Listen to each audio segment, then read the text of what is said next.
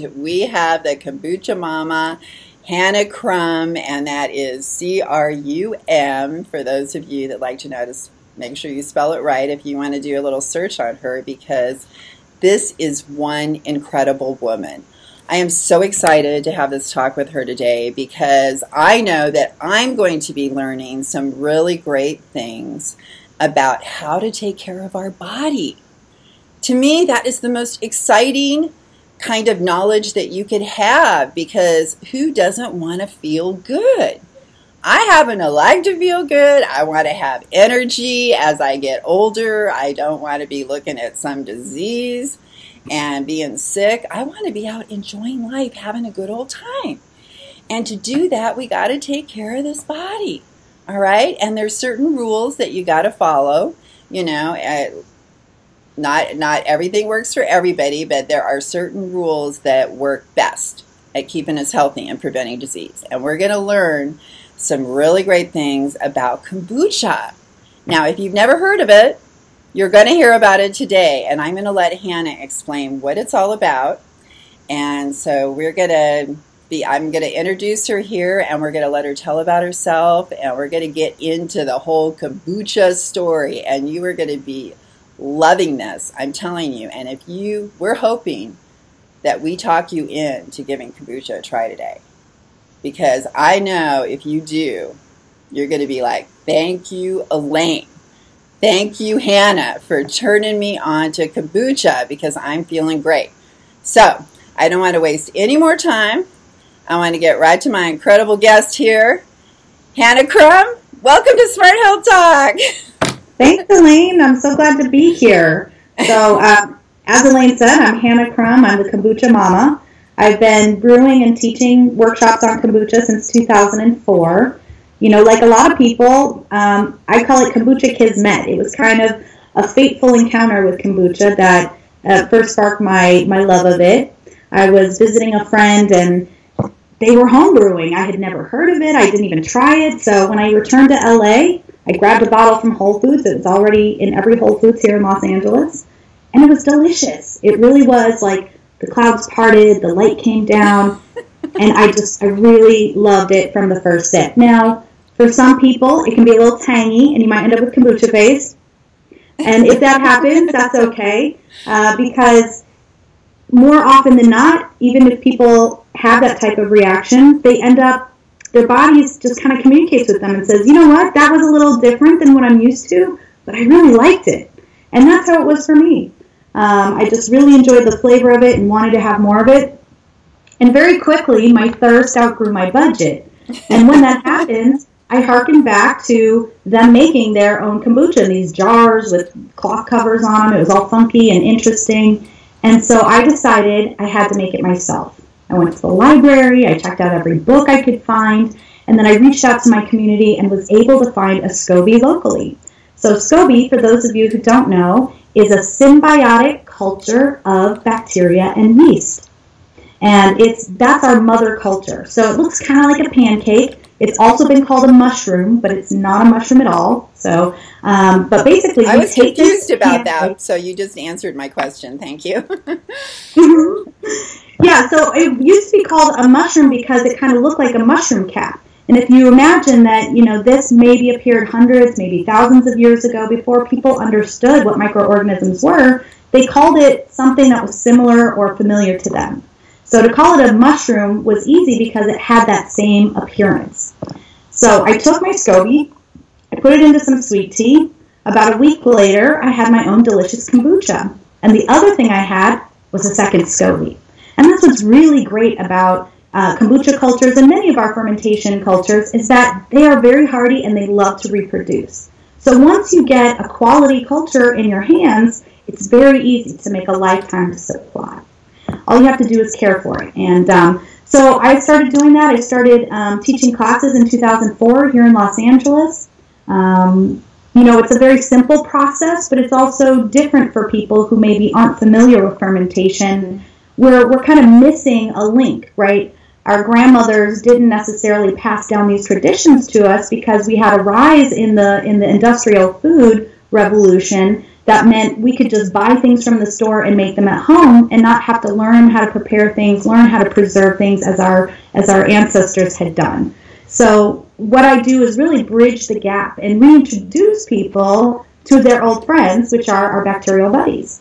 So I started teaching classes, and then in 2007 I started a blog because I just wanted people out there to understand what kombucha was.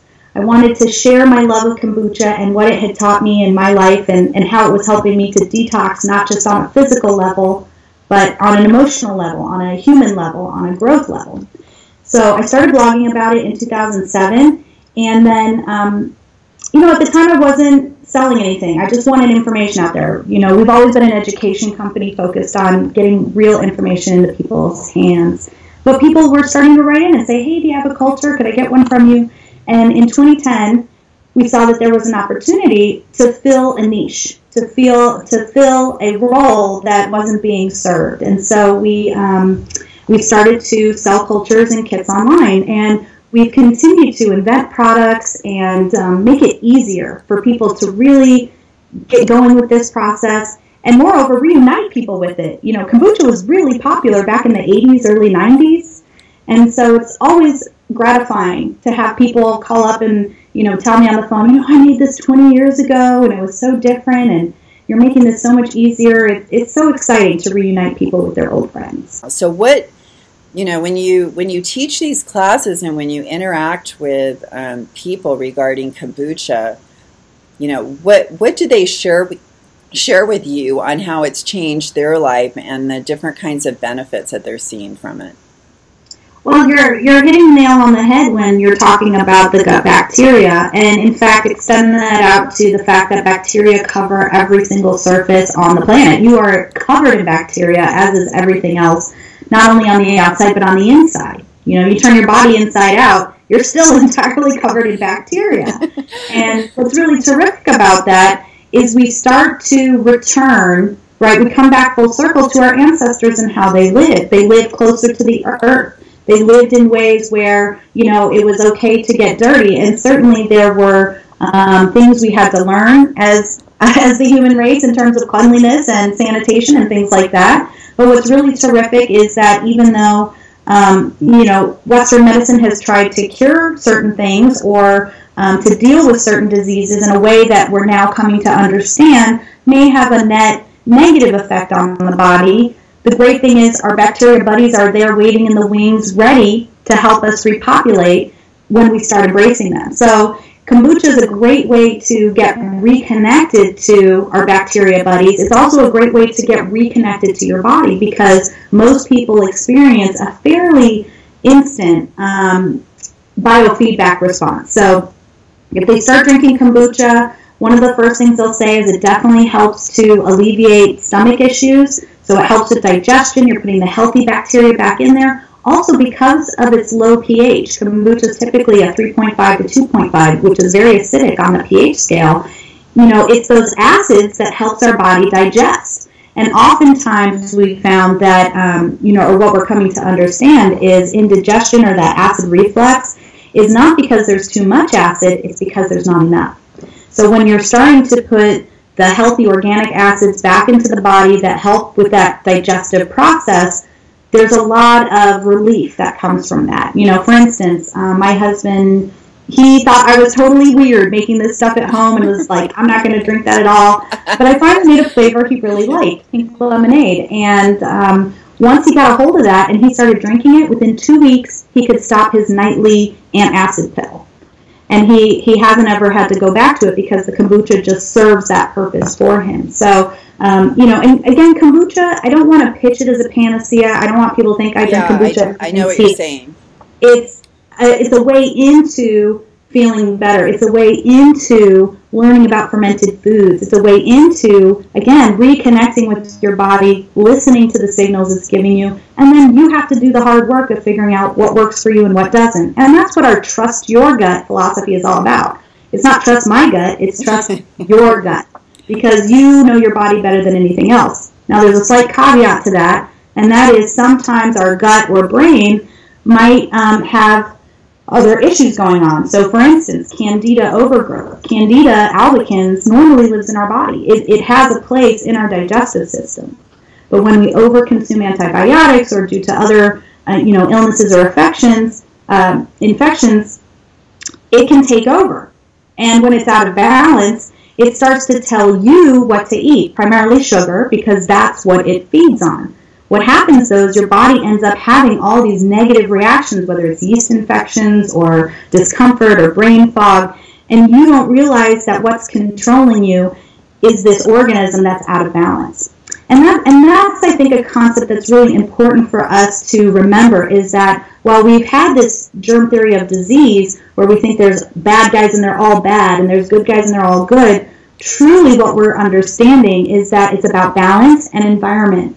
Some of those quote-unquote bad guys are actually really important and vital to our functioning, but they need to be held in check by the good guys, by the probiotics, by the healthy bacteria, because that's when balance occurs. And so you get the benefit of both of those things there. It's really when things are taken out of context or are allowed to overrun that we end up running into these issues of imbalance. For your immune system, when you, like you said, it's like putting a nuclear bomb where what you need is a targeted, a focused attack, as opposed to something that just, annihilates everything. And, there's a place and time for antibiotics and for trauma care, and that's what Western medicine does really well. It's more like you've already touched on, the overprescription, the overuse, the out of balance use of these products that leads to, look, we're in evolution right now. Like, we are evolving in this very moment, and this is the amazing dynamic nature of being bacteriosapiens and being bacteria powered, is bacteria are tremendously flexible. So for instance, when you're using that hand sanitizer, sure, you might be destroying certain things, but what happens is, while it may rupture the cell membrane, that DNA is now released back into the environment, and if another cell comes along and gobbles it up and then connects with it, this is how the superbug type of situation occurs, because nothing we have is going to kill everything 100%. And it's because evolution is such a tremendous force that, we have to figure out how to evolve with these and be smarter. And I think it's looking back to these kind of ancient technologies. Hippocrates said it first, all disease begins in the gut. He also said, let food be thy medicine. And everything that we need to nourish ourselves, to sustain ourselves, already exists on this planet. In fact, most of these drug companies, where they're even getting their impetus for creating the drugs, is by looking at nature, trying to isolate a single compound and then patenting that. When I think about medicine, I'm thinking about the holistic aspect of it. What else is in the willow bark other than the salicylic acid that we need, where taking aspirin is going to have a negative effect on the body, but drinking willow bark tea might have a better effect. And so the answers are already here around us. It's just, overcoming years of propaganda, overcoming years of misinformation that is designed to benefit a bottom line. And again, it's not to say all of these things should be thrown away or, we should give up all of the technology and information we've gleaned. It's more, how do we reincorporate mushrooms and reishi mushrooms and herbs and Chinese medicine and these fermented foods and all of these things together into a system that really allows people to thrive. I mean, imagine this. If people don't have to spend every day worrying about being sick, concerned with being sick, trying to heal themselves because they have nutritional inputs, they have therapies that actually benefit their body and regenerates them, imagine what people are then going to go out and do to help their community, to change the world. At least I feel that most people who recover from some kind of intense illness, they really then want to go and share their healing story with others and help others overcome what they've overcome. I love all those things that you said, Hannah. And actually, I became a dietitian because I felt like when people are in a state of good health, it affects their spiritual self as well, and their thoughts, to have more positive thoughts. And I thought with good nutrition that we could actually change the world, because people would start to think more positive and be more loving towards each other, and maybe that would give us more hope that we could preserve the earth and our species as well going forward. But I just wanted to add a couple of scientific references that support what you were saying, because, well, I went on, when I had those problems, I just started taking probiotics every 4 hours, and within a day and a half, my urinary tract infection disappeared and never came back. So that to me showed that there was a relationship there. Not that I could prove anything scientifically on that one. But what you said about isolating different nutrients, and people think, oh, I need to take like mega doses of vitamin A or beta carotene. And what they actually discovered, they put they saw that people that had more beta carotene in their diet had lower rates of lung cancer when they were smokers. So they thought, oh, well, let's give smokers a supplement of beta carotene and we'll see lower rates of lung cancer. But what happened was actually just the opposite. The lung cancer rates in those taking the supplement actually were higher, and they had to stop the study and stop giving them the supplements. So to me, the moral of the story is it wasn't the beta carotene, it was the carrot. Like you said, you know, what other things in the willow bark are there that help to work synergistically together within our bodies? You know, it's a team effort is the way I look at it. You know, there's a lot of things that we don't even know.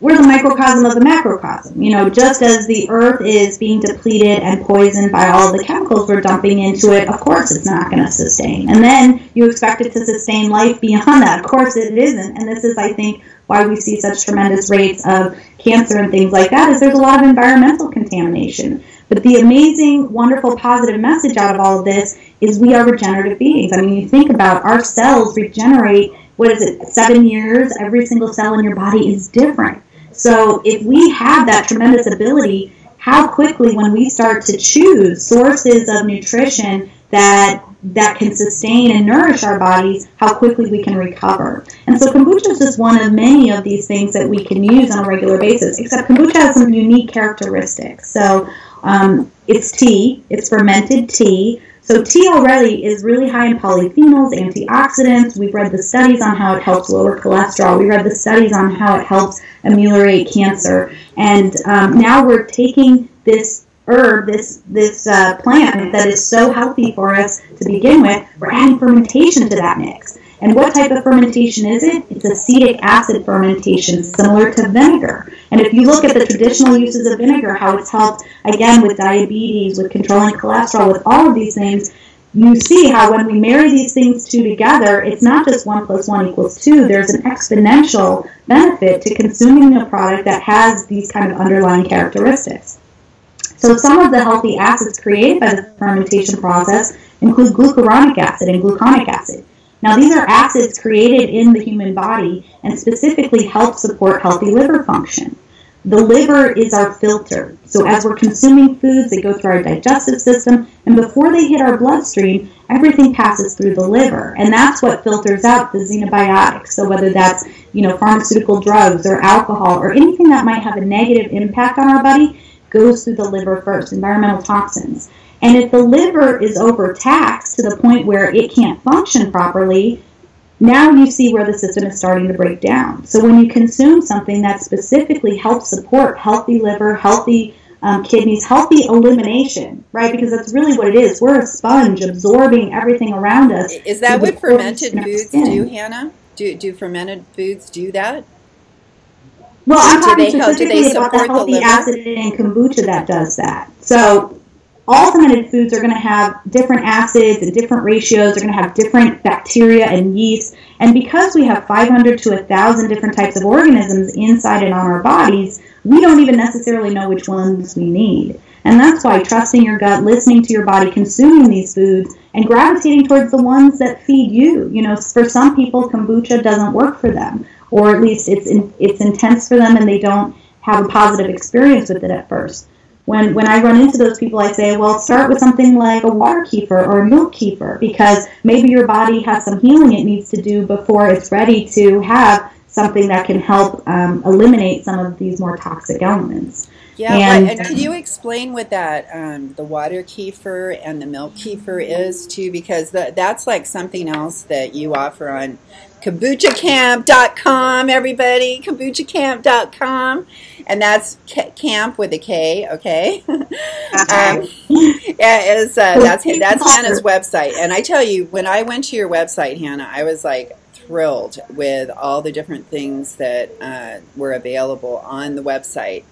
And when I watched the video of the what do you call the ceramic, the crocks, right? The Brewers Brewers, yeah. Yeah, the crocks. When I watched that, how many steps it took for that gentleman that was the expert pottery guy to make one of those crocks, I was like, man, I really appreciate those crocks. You know, you just look at them and you think, oh, they're just like somehow like, you know, something like spits them out and they're just like made, and it's like multiple steps to make one of those, and so they're so incredibly special.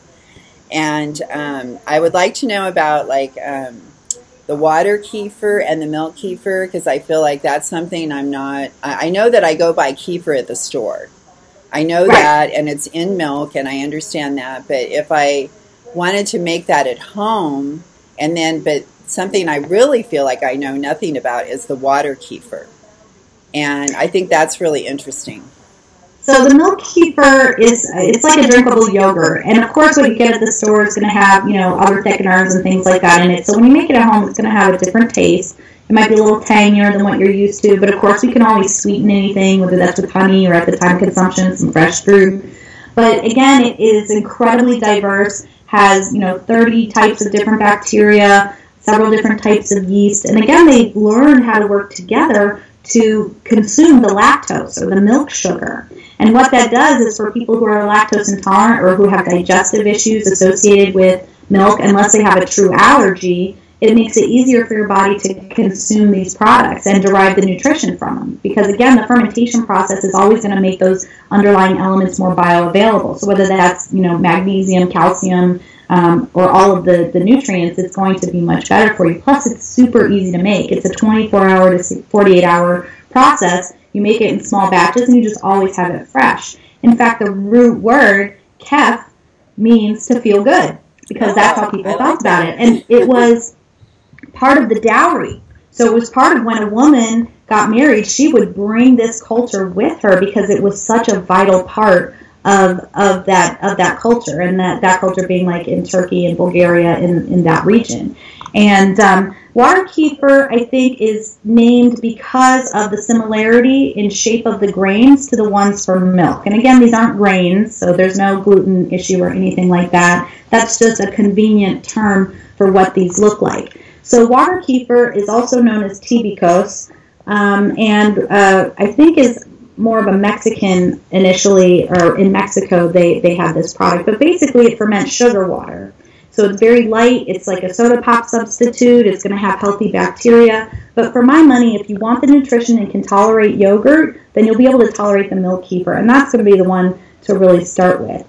The water kefir can be a great, like I said, soda substitute or something to help people transition who maybe have an over-sugarized palate or a palate that can't handle the tanginess of kombucha. It's a great place to start with. And then you transition into something like a kombucha or a jug. So you have to add sugar to the water kefir too, right?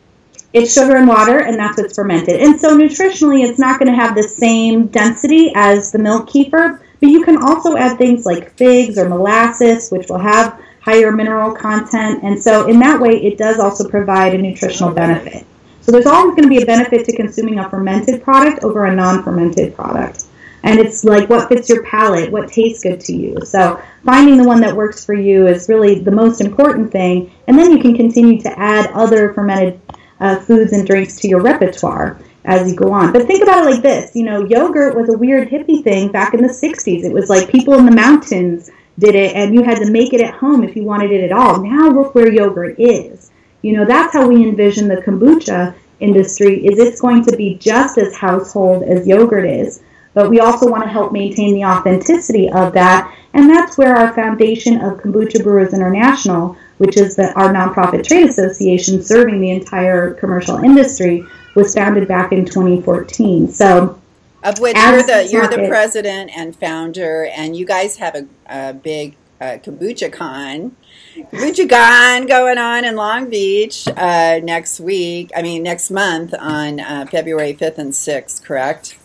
That is correct, yeah. So this was our third annual conference, and for those who've been drinking kombucha for a while, you may remember back in 2010, there was an incident where all the kombucha was removed from the shelves at Whole Foods. There was some testing at that time that maybe was done with methods that aren't fully appropriate for kombucha, that couldn't detect the very low levels of ethanol potentially present in a naturally fermented drink. All fermented foods are going to have trace amounts of ethanol. It serves a very specific function. First of all, it's a preservative, so it's going to protect these ferments as they're going through their process. And then it also makes it easier for you, the consumer, to absorb the nutrition because it helps to thin the blood and make it, like I said, just easier to get that into your body. So, but they're very trace amounts. And there was confusion, there was no trade association at that time, and they acted in the best way that they thought was appropriate for the situation.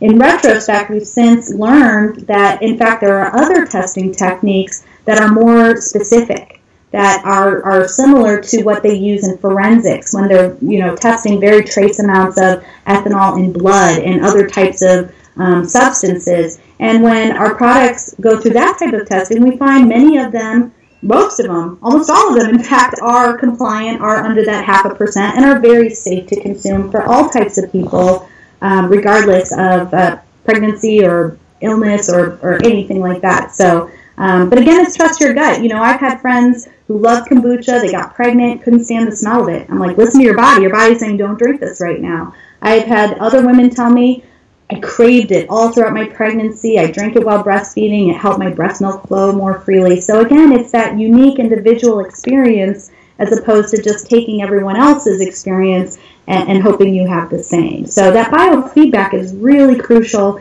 and it's something that we are literally programmed not to listen to, because if you look at the packaging, it says healthy. If you look at the packaging, it says low fat, but when you put it in your body, you don't get the nutritional payoff you're looking for. And so there's this disconnect between, well, what I'm being told is this, but how I experience it is that, and there's confusion that reigns. And so as we start to get into our fermented foods and listen to our bodies more, we can make better choices. Instinctually in our DNA, that's where all of this nutritional information is coming from. Yeah, and we were talking a little bit about that earlier on how each person is different and you have to learn about your body. But to me, what's happening with all of these designer chemicals that they're adding to chips and other foods, pizza, things like that, people don't even realize that there's designer chemicals in there that stimulate your brain to get you to want to crave that particular food. And it's like drugs, really, to me. And you look at aspartame. Tricks your body into thinking, you feel like you've had something sweet, but your brain says, no, I have it, and so you constantly crave something that you never get. And you're releasing insulin in your body, too, trying to get ready for this sugar that your body thinks is on the way, and then there is nothing there, but you have all this insulin, and to me, it's just a horrible thing that's messing up with it's tricking our body, it's confusing our bodies, so it makes it harder to learn about your body and to be able to listen to your body when you have all these other outside influences tricking you. Like you said, I love what you said too about the acid in your stomach. And this is something I feel like a lot of people don't think about. Because, if you eat a piece of meat, you think about what it takes to break down that meat into the individual nutrient components, the proteins. There's sauerkraut on your Reuben.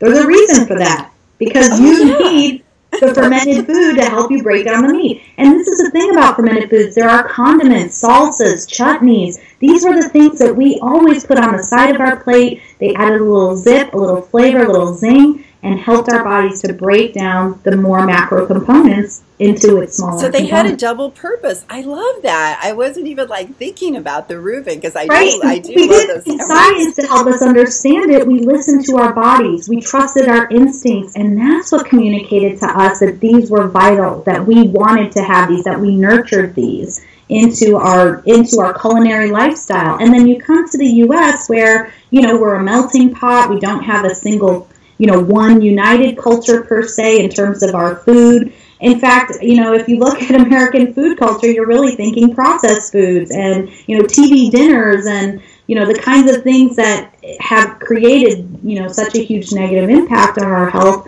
and on the well-being of our country. And I would say even to the mental health, because again, where does the serotonin, where does the dopamine come from? It comes from the foods that you're eating in your gut. It's made by the liver and the digestive system. I used to think there was a pharmacy in my brain dispensing out happy drugs.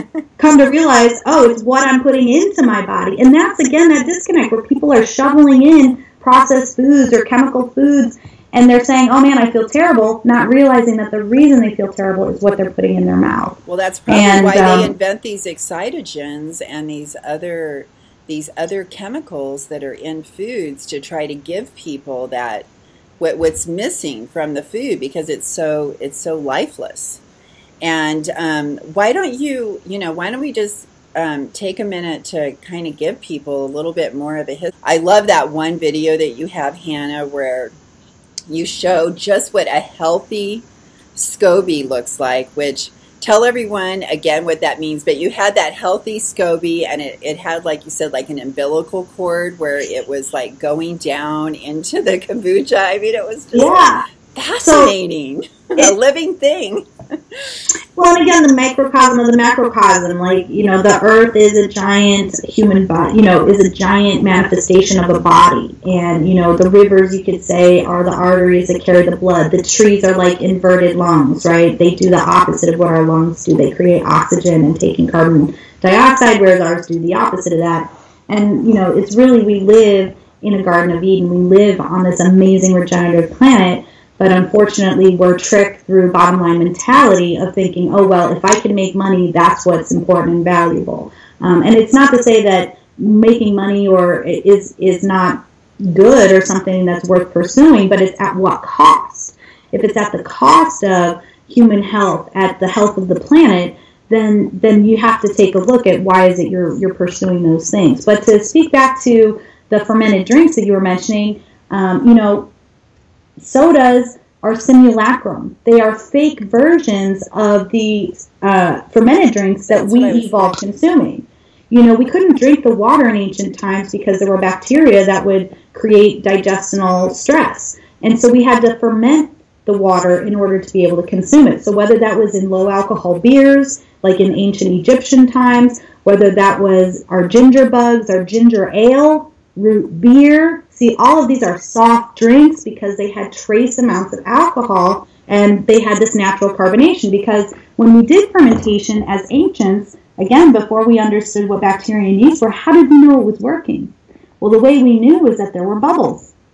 And those bubbles are produced, the yeast is what makes those bubbles. And yeast contain all of the B vitamins in living form. So when we saw bubbles, we learned instinctively that meant nutrition was present. And that's really the trick of sodas, is we are still hardwired to seek out carbonation. We're hardwired to look for those bubbles. But again, what we're being traded in its place is something that has to add fake acids that have a negative effect on the body, trying to imitate the natural healthy acids of our fermented drinks. They have fake CO2 where we have natural carbonation. So you start to realize, even the brown color came from the fact that root beer and colas and things were derived from roots that had a real, they were decoctions. So we put all these healthy roots and herbs together. They would have somewhat of a medicinal taste. We balanced that with sugar, and that, through a natural fermentation process, created this delicious, refreshing, healthy beverage. And, it really was through Prohibition where we kind of started to move away from doing these natural traditional ferments. There was a demonization of all alcohol, which is our original medicine. It's the medium through which, cough syrups, tinctures. We would put herbs into alcohol, and because some of those herbs in water couldn't release their nutrition until they were in something like a solvent. So those solvents would then pull those nutritional elements. We'd consume them. Again, that alcohol helps with relaxing the nervous system. You're getting that nutrition now. And this is a way in which healing would occur. And we have a very skewed perception of that now just because of our culture and history with that. And again, it's not to say that people should be drinking alcohol. You should, again, be listening to your body and making the choices that are appropriate for you. But it is also to understand that alcohol is not necessarily evil in the sense that, it's a nutrient like other nutrients. And when we treat it, again, in balance, like all nutrients, there is a net positive effect. And many studies have shown that, to be true. I have another theory which has to do with pasteurization or sulfites. And that's when we, again, deplete our beers and wines of the living nutrition. First of all, we get a more consistent product, so it's easier to sell on a mass scale. But we also deprive the consumer of what it is they're actually seeking. And when we deprive them of that, we may inadvertently, just like the diet sodas with the fake sugar, be causing a constant desire for something because instinctually you're looking for that nutrition, you're not getting it, but you're just caught in this loop, caught in a loop. And what I love about what you do with the kombucha and KombuchaKamp.com, everybody, that's Hannah's website. You've got to go there. Watch the videos, see all the different things that she offers to sell there. And the healthiest SCOBYs, the beginnings of the kombucha, where you can start your own kombucha. You can use it in a jar at your house, or you can buy one of her beautiful crocks that she sells that are all handmade and such an incredible value for all the work that goes in there. And it's the perfect thing for growing your kombucha. And that SCOBY just keeps like growing, and next thing you know, you got to buy another urn, because you got this big old giant SCOBY that you could or you can share it with a friend and get someone else. It's abundance in practice, and what you're saying is again back to money's energy and how. Oh my God, what happened? Voting with your dollars, buying things that you believe in from companies you care about is really crucial. And I just wanted to say that very soon everyone will be able to have a ton of knowledge about kombucha in their fingertips. At their fingertips, this is the Big Book of Kombucha, which was co-written by myself and Alex. We're also the co-founders of KBI, but this book has not only the history, the how-to, the techniques, our 10 plus years of brewing experience all culminated in here. Recipes galore, 300 flavor suggestions, 50 recipes, cocktail recipes, all kinds of great things. It also has research and symptom-specific information, all tied to research. One of the knocks that's really frustrating for me on kombucha is that there's no research, and that simply isn't true. It's been studied for the last 150 years all around the world. And a lot of this research, let's again think about what science is. It's a method for investigating information, right? It's a way of creating controlled situations that we then observe to understand the phenomena that already exist, right? People are already for hundreds of years drinking kombucha saying it helps with my indigestion, it helps with my cholesterol, it helps with my diabetes. But what we don't have are these, studies that prove that it's true. But the fact is, people have been experiencing this for centuries, maybe millennia.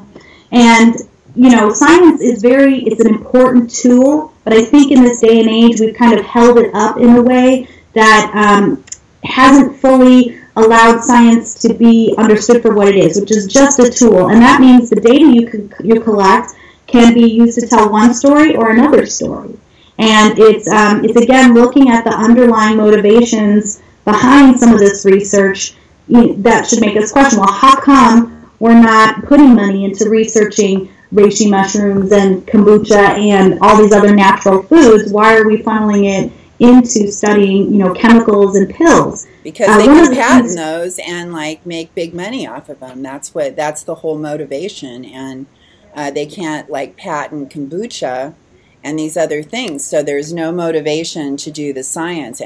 But you know what? Really, there has been research, Hannah, because like that guy that came out, it's like the Blue Book or something like that, and he went around and studied cultures all over the world, and he found a common thread between the people that lived the longest on the planet, that would live to be over 100 years old. And one of those threads, those common threads, was cultured food. And whether it was a yogurt or a kombucha or something else, it was this making sure that they had a fermented, cultured food. So to me, as a dietitian, that's enough. I mean, I am convinced that that is critical. And when you were talking about the yogurts, one of the things that really upsets me is that companies that like Activia that come out like they've invented something new when actually they're not telling the truth about how they've been ripping people off for years, selling a dead product that had no active cultures in it, the way all yogurt is supposed to be.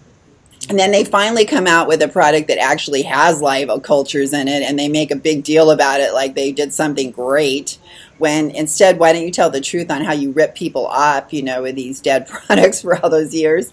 So, and these active cultures, like you said, you can get them in different ways, and I wanted to ask you too, like, when you make the milk kefir, is it different when you use like a raw milk versus a pasteurized milk, pasteurized, homogenized, even though it's organic milk?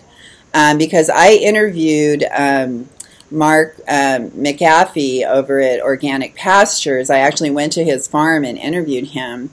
And, what he had to say was completely fascinating to me about, and you said that your choice was raw milk when you did drink milk. I met Mark because he was making kombucha, and then in 2010, he pulled his product off the shelf. I happened to be in Fresno and was like, hey, I want to talk to you about your kombucha, and he introduced me to raw milk. So that's a small world right there.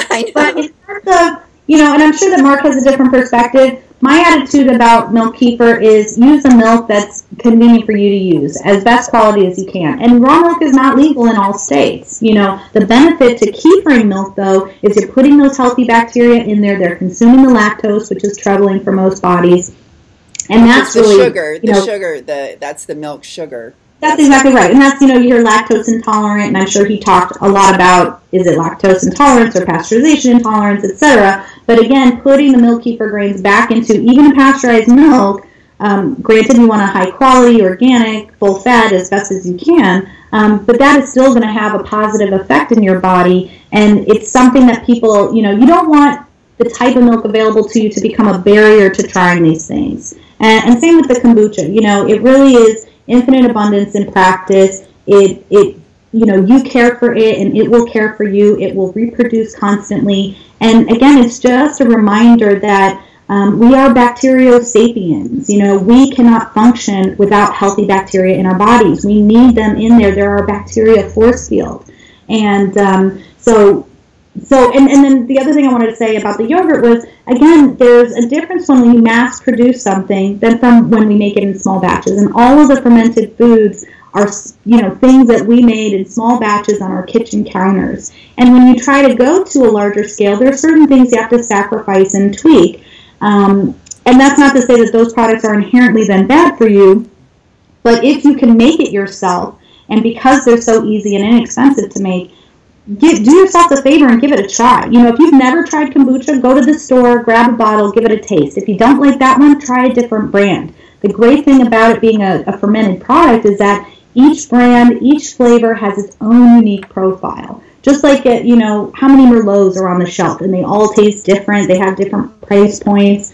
How many different, types of craft beer, things like that. That's really what kombucha is. It's a craft, unique product. I mean, even if you do traditional fermented root beers, right? One person's interpretation of root beer is going to be different from another, and you're going to have a diversity of flavors. And that's what's really fun about these products. And again, these are our birthright. These are things that we as human beings evolved with. And so really it's a reunion. We're coming back to our bacteria buddies. We're coming back to the creativity, the diversity. Things don't thrive in mono. There's no, when you step outside your door, even here in Los Angeles, there's grass and trees and flowers and birds and bees. There's not just one thing out there. Like, we live diversity.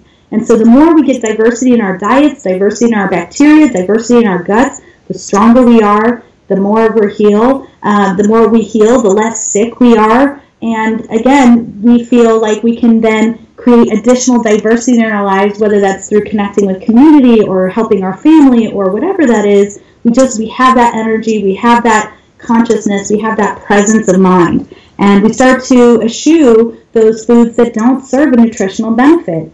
And, sure, every once in a while I'll have a Coca-Cola because I grew up drinking that. But I'm going to pick the Mexican Coke with all the sugar because I know what my brain wants in there is that sugar. And so it's not about, getting rid of everything all at once. It's about making gradual changes. And that's what kombucha does. You start drinking the kombucha and you know what happens? You lose your taste for some of those foods that don't support your body. Because and they're so expensive. They're so expensive. And I just wanted to take a minute to tell people to go to KombuchaKamp.com because, Hannah, your price for your SCOBYs, not only are they incredible and healthy, but for $25 for one of those SCOBYs, other people are selling them for more. You have the best deal of all. And when you go and price a bottle of kombucha, it's like $4, anywhere from $3 to $4 at least. And for that $25, considering you use it over and over, it grows and multiplies. I mean, what a great deal. And then you talk about the diversity of flavors, but yet in your book, and I want to mention your book because this book is going to be so incredible. I'm sure that, all that knowledge that you've been gathering all these years is like in your brain that you have now put in that book for us. And I thank you so much for that. But the flavors, like you mentioned, you have like 300 different flavors suggestions that you have in there. And people, they start with this base of just a really good organic tea, and you recommend organic sugar too, right? I mean, again, you want to have the cleanest inputs going into your body as possible. But even if you do white sugar and Lipton's, again, you're still going to derive a benefit. So I don't want people to be frightened off, I have to get organic this or that. One step at a time. Just get the kombucha going. Okay. And then, but I love, I love the video that you had too, where you made, you put some wine, in there, and some, you made a really nice punch out of the kombucha, and then you had another lady that made a kombucha float that was even with vegan ice cream, and I thought, that is like such an incredible idea. I want to try that. But people can do this at home as well, and I'm sure that you have all those great suggestions in your book and the history of it. I'm sure reading your book will be a life changer for almost anyone that reads it, because even just watching a couple of your videos, it changed my husband. He's like, okay, I think I better make an effort to get my kombucha today. That's all we want. We just very convincing. Taking those baby steps. Mm-hmm. Yeah, and I tell you, when you watch you on the video, I am so jealous because you are radiant. Your skin is radiant. You can just tell that this kombucha, the health that's going on inside your body is reflective in your skin. And I really believe that as a dietitian, you can look at people and you can tell. And I just look at you and I see this incredibly radiant person that obviously I would look at you and just say, oh, that's a very healthy person. I would look at you and think that, and I'm sure most people would. And that's what we want. That is like the beauty that we talk about, because everyone is beautiful in their own way. And when you have that health and you radiate health and this positiveness that is created when you feel good and your body's working correctly and you're feeding it. Like, I love feeding my body all this wonderful, fresh organic vegetables and fruits. I mean, I love doing that for my body. And the kombucha and all this, I just feel so good about it. And I think like when you drink it, your body does there's something that clicks in your brain. It's like, hey, keep doing that. This is a good thing. Okay. Well, here's the thing. It is the real thing. I don't have to pay celebrities millions of dollars to jump around and dance and tell you it is. Because when you consume it, you feel it. And there's nothing that can change that experience, right? When you have that experience, that connection. Now, here's the thing. Some people, they get into it and they start drinking it all the time, and then they're afraid they're addicted to it. And the thing I have to say to that is a lot of people have a nutritional deficit. And so it may feel like, oh, I'm addicted to the kombucha, but when in fact what your body's doing is rebalancing. And more often than not, as you continue to consume it, you know, your tastes are going to change, and over time you'll gradually taper into a more, you know, taking it a couple times a day or a couple times a week, as opposed to constantly wanting to drink a whole bunch. And, you know, for me, some days I don't have any kombucha at all. Other days I have 32 ounces, you know, so it's that ebb and flow, and it's not being stuck, right? This is what happens, and we hear in Chinese medicine, like, you don't want to just take one thing every day, all the time, because it's about that balance. It's about, you know, a diversity of things, and eating them as your body tells you it's important to eat them. There was a really fascinating study done with infants where they were allowed to, you know, just to choose whatever they wanted to eat. And while it seemed like they were only eating one type of food on one day or one type of food another day, at the end of the week, they had all of their nutritional components satisfied. So again, trusting that innate wisdom in your body that, again, we've got millions, billions of years of evolution and DNA that has helped inform who we are today. And it's not about some weird magic that's out over here or something that we haven't understood yet. It's coming back, rooting down, rooting into the soil, rooting into the roots of our traditions, rooting into the roots of the wisdom that humans have been, you know, transferring through all these years, and just listening and breathing into that, and then making choices from that space as opposed to from the fear space that you're constantly being bombarded with. And it's difficult to go through that process, but again, one little step, and you can start to feel the difference that those changes are making in your body.